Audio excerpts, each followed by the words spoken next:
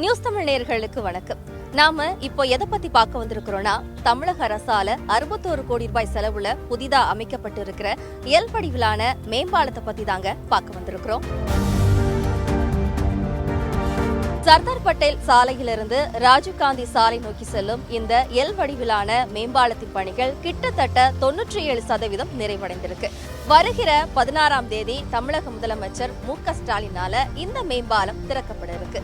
இந்த மேம்பாலம் திறக்கப்படும் பட்சத்துல இது மக்களுக்கு ரொம்ப பயனுள்ளதா இருக்கும் என்பதுல எந்த ஒரு சந்தேகமும் இல்லை.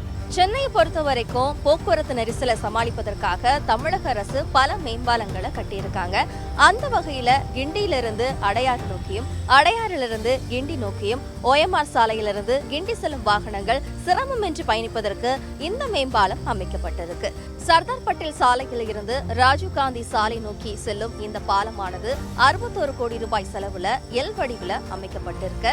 2 வழித்தடங்களை கொண்ட ஒரு வழிப்பாதையா அமைக்கப்பட்டிருக்கு. மெட்ரோ பணிகள் இங்கு நடைபெற்று கொண்டிருக்கிறதுனால அதிக அளவிலான நிலத்தை கையகப்படுத்த முடியல. மத்திய கைலாஸ் சாலையை பொறுத்த வரைக்கும் அதிக அளவிலான வணிக நிறுவனங்கள், IT நிறுவனங்கள், கார்ப்பரேட் நிறுவனங்கள் இயங்கிக்கிட்டு வருது. பள்ளி கல்லூரிகள் தொடங்கும் நேரத்திலையும் முடியும் நேரத்திலையும் அதிக அளவிலான போக்குவரத்து நெரிசல் ஏற்பட்டு மக்கள் சாலையை கடக்கிறதுக்கு ரொம்பவே சிரமப்படுறாங்க. மக்கள் சாலை கடப்பதற்கு வசதியா இந்த மேம்பாலம் வடிவமைக்கப்பட்டிருக்கு. சர்தார் பட்டேல் சாலையில் இருந்து ராஜீவ்காந்தி சாலை நோக்கி வளைவா இந்த பாலம் செல்வதனால வேக கட்டுப்பாட்டு விதியும் விதிக்கப்பட்டிருக்கு. இந்த மேம்பாலத்தை பொறுத்த வரைக்கும் 30 கிலோமீட்டர் வேகத்துல பயணிக்க வேக கட்டுப்பாடு விதிக்கப்பட்டிருக்கு. இந்த மேம்பாலத்துல பல எச்சரிக்கை பலகைகளும் வைக்கப்பட்டிருக்கு. லேன் மேக்கிங்கும் வைக்கப்பட்டிருக்கு. இரவு நேரத்துல பயணிகள் கவனமா செல்வதற்கு ஏதுவா பல மின் விளக்குகளும் பொருத்தப்பட்டிருக்கு.